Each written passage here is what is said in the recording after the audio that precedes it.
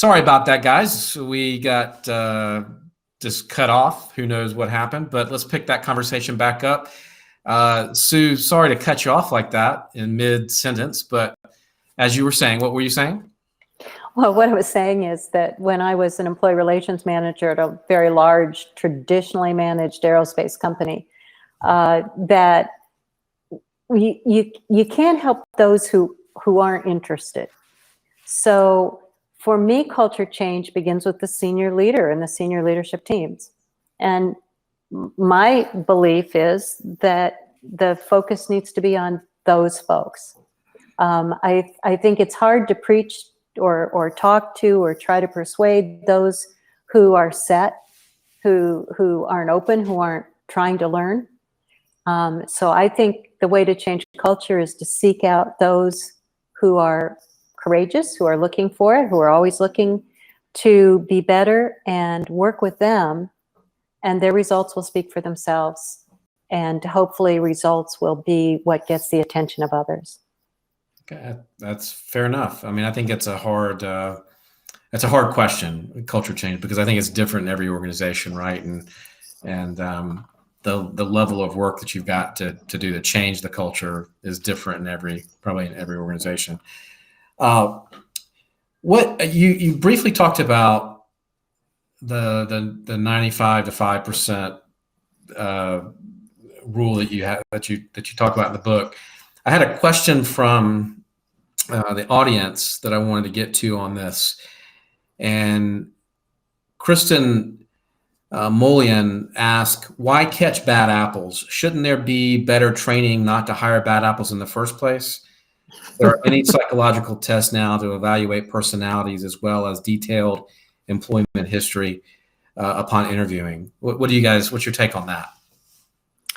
We support any and all kinds of information you do to vet your people up front. Okay. We support any test, any validation, any assessment. We use simulations. But one of the things that we found to be most effective in hiring the best people is that we have a group of their peers hire based on attributes. Okay. You know, if the job is a lower level job that can be trained, hire a good person, hire someone trustworthy, hire someone that wants to learn, hire someone that you can trust, and then train them to do the job. And that hiring for attributes ought to be very much part and parcel of every kind of interview and selection process you use. We're looking for good people. We're looking for honest people.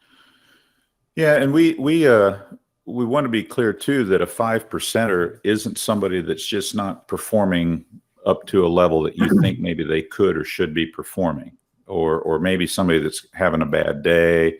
5%ers aren't trustworthy. They want to just do the minimum. They don't have good motives. So in companies we work with that have achieved really high levels of a great workplace and a great work culture, they really don't have 5%ers. And if they have people that have a performance issue, they talk to them about it. Right. Where we find a lot of 5%ers are in some companies who have the more traditional mindsets. They know they want to change and they know they can, but over the years, they've let 5%ers get into their workplace and be those bad apples. And a lot of times leadership doesn't take the initiatives they need to address those 5%ers. They kind of let them go and, well, that's just the way Joe is, right? That's just Joe. And we kind of put up with them because sometimes we just need, as we used to say in the construction industry, we need warm bodies. We need people getting the work done. So we put up with it. I was talking to somebody the other day that said I've heard that they would, that they're so tough about that one rule about the sort of fitting in that they'll let somebody go, even if it's a top performer, that you can't be scared to let go somebody that is really causing the organization problems. There are 5%ers at all levels. Yeah, exactly. We do something too where one of our approaches is that trust is such a strong, it's such a driver in culture. If you trust, you can do about anything. You can make change, you can be agile, you can work quickly, You don't have to have all the policies and the micromanagement. If trust is high, you can do anything. So if trust is that big a value, what you need to do is have, as a company, at some point, doesn't start out this way because you've got 5%ers typically, but at some point, you have a value that says we have zero tolerance for a lack of trust, a breach of trust. And you violate trust, you're gone. It's the same thing as what you would have for drugs or something else, but you violate trust, from a white lie to falsifying, and you're gone, because that isn't acceptable in a culture. Right. I like that rule. I like that rule a lot. What are the 8 key elements that you guys talk about in the book? Can you mind sharing those with us? You want to split them up, however you want to do it? Absolutely. Well, Sue mentioned the first one, and we consider it more the foundational element, and that is having positive assumptions about people. Okay. And that is simply, it's simply you get what you give. If you assume people can do things, they'll respond in kind. Right. And if you assume people don't want to work very hard or don't want to interact, and so you don't interact with them, then they're not going to interact with you, and the spiral goes down pretty fast. So the first one is positive assumptions about people. And then we follow that with what we call eliminating negatives in the workplace. Okay. And negatives are those things that create more or less of a 2-class culture in a workplace. And while we know that there are levels of responsibility and accountability from CEO on through the organization, when we start treating people differently based on where they're at in the company, then we have an issue with creating negatives. And so, a quick example: when we lock things up, when we have storage cabinets that are locked up, that sends the message that some people in the company are trustworthy, but others aren't. And so there are a lot of those types of things that we need to have companies address if they truly want to eliminate those negatives, because it decreases a person's value that they bring. They don't feel very valued if they don't feel like, I can't even get in to get a notepad without having to go to someone to get a key. Yeah. So that's the second one.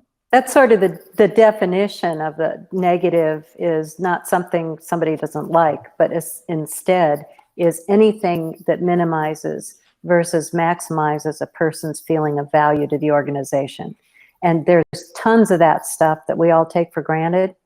Mm-hmm. But boy, in a high performance workplace, as you begin to uncover those things and get rid of them, it changes the whole environment. Yeah, I would imagine so. Well, and then just to go through the 8 elements somewhat briefly, the next one is mutual trust and respect, which we want to build through. And we talked a little bit about that earlier, building relationships and really applying all of the other elements. Open communication, engaging and working collaboratively with employees, great training, competitive wages and benefits that people look at as fair. And then the kind of the culmination of the 8th element, the culmination of all of those is setting high expectations, because we can do all these other great things and create this great environment, but nothing's going to happen to the bottom line or productivity or quality. Things aren't going to improve if we don't start setting expectations higher. They have to be realistic, but we always want expectations to be a stretch. And not just have people come to work and feel like, well, if I get this just average amount of work done and go home, I'm good. If I can stay under the radar and survive, right? And what's that? I can stay under the radar and not stir. Yeah, I can just kind of do my work and go home, and nobody's gonna, we set high expectations, and that again goes toward creating value in the person's job. Because again, we ask people, we've asked this question for years. When we ask leaders, how many people in your workplace, how much of their brain power and potential do you use of the people that work for you? And mostly it's less than 50% of their brain power and their potential is used. And leaders say that, they admit that. They just don't always know how to address it. But the potential's there. So we can set higher expectations and get more output, outcomes, better outcomes from our people. Okay. I want to anchor what Bob's saying, in the sense that We've worked with several companies that largely family owned, where people are treated very well. People are respected and they're valued, and so our message to them, but they're not performing to where they could. And what happens is that everybody's very comfortable. We're a happy family and things are going great, and a complacency occurs. And so we've written several articles on it. It's not about being happy. People enjoy being challenged. People enjoy being valued and recognized for their contribution. And so a company is missing the opportunity of setting high expectations for those folks. The rest of the environment's just allowing them to thrive. It's making it okay for them to thrive and encouraging them to do that. But the high expectations is what's driving performance. Yeah, that makes a lot of sense to me. I think I understand very well what you're talking about, that complacency, and that it's not a laziness, but it's that. No. It's just that you get comfortable. It's comfortable. And we don't. Yeah. And we as managers, we get comfortable. Yes. And all of a sudden the organization's kind of stagnant, right? Yeah, we're comfortable. Yeah. We're happy. And as Sue said earlier, some of these companies that get in that complacency mindset, or even very traditional leadership, might be pretty successful companies. But Right. My question to them is, think of how much more successful you could be if you change that mindset.